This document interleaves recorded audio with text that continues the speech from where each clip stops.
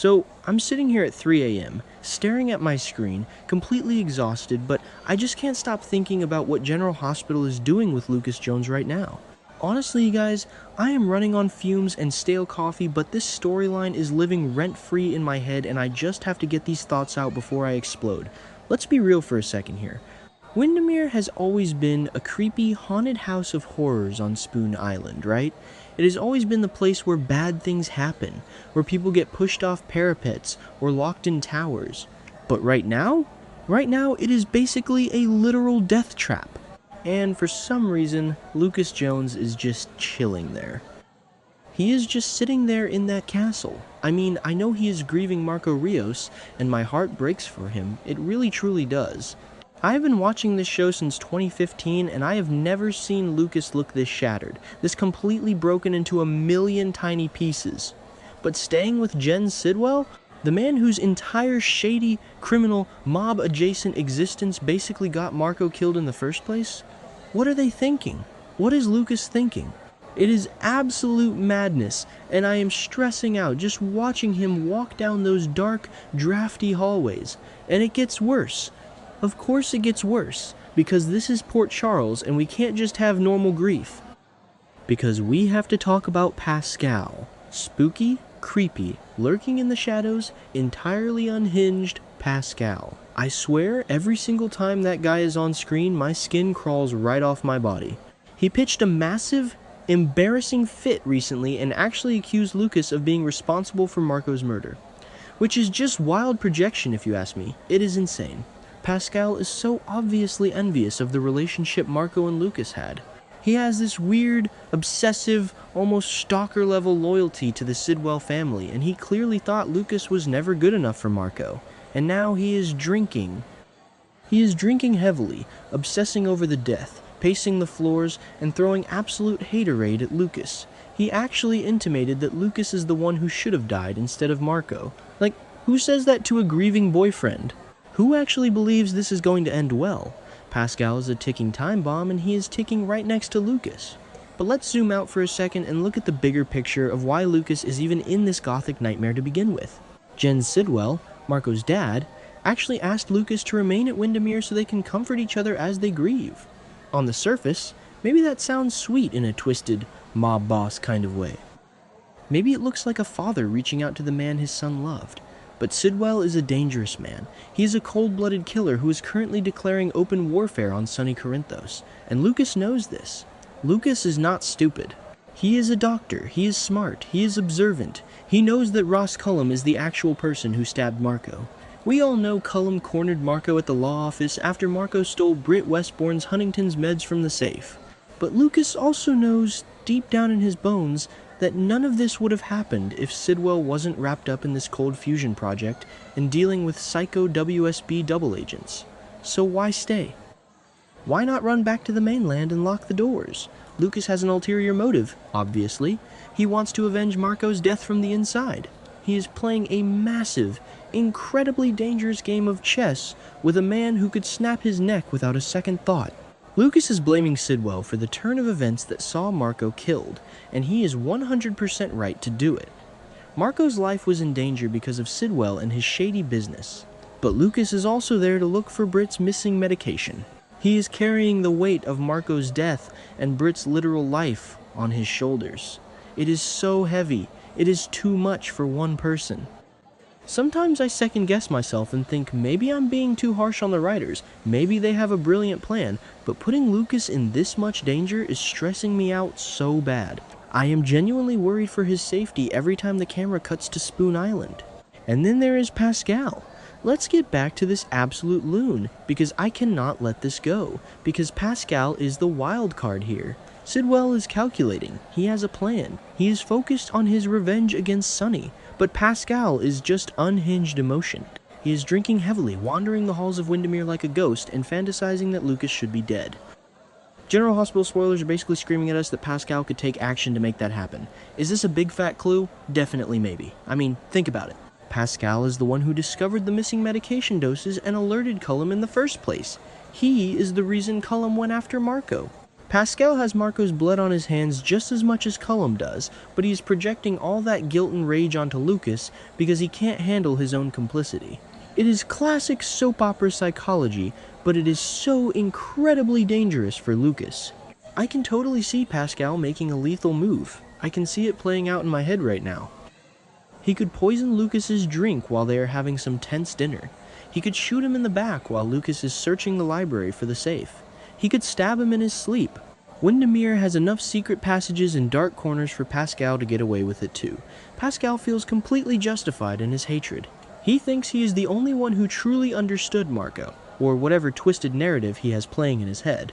Even Sidwell knew about Pascal's envy. That's how obvious he was. Sidwell isn't blind. He sees the way Pascal looks at Lucas, with pure venom. But Sidwell is so consumed by his own grief and his war with Sunny Corinthos that he might not realize how close Pascal is to snapping and doing something irreversible. Or maybe he does. Maybe Sidwell knows exactly what is going on. This is where things get really interesting, you guys, because ironically Lucas may need to be grateful to Sidwell soon. Think about it. Sidwell invited Lucas to stay. Sidwell considers Lucas a comfort, a living connection to his dead son. If Pascal snaps and tries to kill Lucas, what do you think Sidwell is going to do? Sidwell is a cold-blooded killer. He doesn't hesitate. He doesn't ask for permission. If he walks in and sees Pascal holding a knife to Lucas or about to poison him, Sidwell is going to whip out his trusty gun and shoot Pascal right on the spot. He will end Pascal without a second thought to protect the last piece of Marco he has left. And honestly, that would be incredible television. The sheer irony of Jen Sidwell, the man Lucas secretly blames for Marco's death, saving Lucas's life by killing his own henchman, that is the kind of messy, complicated, morally gray drama I live for. It would bind Lucas and Sidwell together in this really messed up, traumatic way. Lucas would owe his life to the man he is trying to destroy from the inside. How do you even process that? I am shaking just thinking about the acting we could get from this. The look on Lucas's face when the man he hates saves him from the man who hates him. It is poetic cinema, people. But let's talk about the danger Lucas is actually in right now, in this very moment. Because every second he spends in that house is a ticking time bomb. Windermere is isolated. It is an island. If Pascal attacks him, who is going to hear him scream? There is no one else around except maybe some random guards who probably answer to Pascal anyway. Lucas is a doctor. He saves lives. He isn't a trained fighter like Jason Morgan or a mobster like Sunny Corinthos. He is completely out of his element. He is a healer trapped in a house of killers, and that is what makes this so terrifying. He is running on pure grief and adrenaline, and that is going to run out eventually. I really need the writers to handle this right. I am begging them. Sometimes they build up these massive confrontations and then it just fizzles out into nothing. But they can't do that here. Marco's death was brutal. We saw him bleeding out on the floor of Alexis's office. Lucas had to operate on Cullum, the man who killed his boyfriend, without even knowing it at the time. The trauma Lucas has endured over the last few weeks is astronomical. He deserves a massive, epic payoff. He deserves to see the people responsible pay for what they did. He deserves to come out of this stronger, not as another victim of Windermere's curse. And Pascal absolutely needs to go down. He is an immoral loon. He has no redeeming qualities whatsoever. He is just a creepy, jealous stalker who helped get Marco killed and is now trying to finish the job by taking out Lucas. If Sidwell shoots him, I will literally cheer at my television. Okay, that sounded dramatic, but you get what I mean. Pascal is a loose end that needs to be tied up, and having Sidwell do it serves the story perfectly. It eliminates an immediate threat to Lucas while complicating his long-term goal of taking Sidwell down. It is the perfect soap opera twist. So what happens after? Let's say Pascal makes his move, Sidwell kills him to save Lucas. Then what? Lucas is still trapped in Windermere with a murderer who thinks they are best friends bonding over shared trauma. Lucas still needs to find Brits Huntington's meds, which is a whole other layer of anxiety. He still needs to figure out how to expose Cullum and Sidwell without getting himself killed in the process. It is a tightrope walk over a pit of spikes. And honestly, I am so worried that Lucas is going to slip. One wrong word, one wrong look, and Sidwell will realize Lucas is playing him. You guys, I have been staring at this screen for too long, my eyes are burning, but I just can't shake this feeling of dread. General Hospital spoilers are hinting so heavily that Lucas's stay at Windermere is fraught with danger. They are basically telling us to prepare for the worst. Will Lucas survive a bid to end his life? I want to say yes, because killing off Lucas after everything he has been through would be a massive mistake. The fans on social media would absolutely riot. We have already lost Marco. We are losing Jason for a while. We can't lose Lucas too. The hospital needs him, Brad needs him, we need him, but this show loves to torture us. They love to push these characters to the absolute brink of destruction.